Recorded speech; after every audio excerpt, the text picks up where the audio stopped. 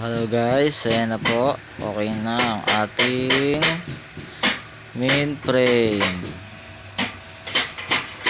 Ayan na. Bali, 8 panel yan kasi 2 gate. Sa bawat isang gate, 4 na panel. So, maglalagay naman tayo ngayon ng 1 by 1. Pinaka magiging partition niya sa design. Ito. So, sa bawat isa ay bali 8. Ang lalagyan lang kasi dyan, ito, ay nasa baba na to. Saka yun, ito, plain sheet na lang yan.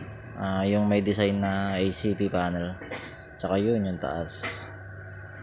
So, ito lang lalagyan natin baba. Saka ito, sa may pinaka sa tapat ng mata pagka paharap ka sa gate. So 8 bawat isang panel. So yan, ilan yan? 3 8. So 8 times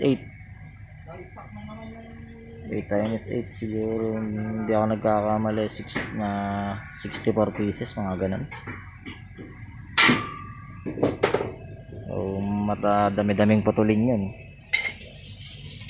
Eto, nakapagputol na ako.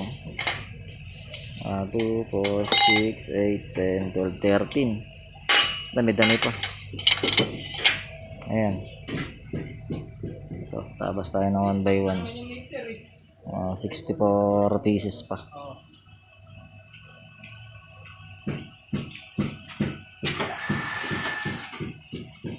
Sineset up ni pare yung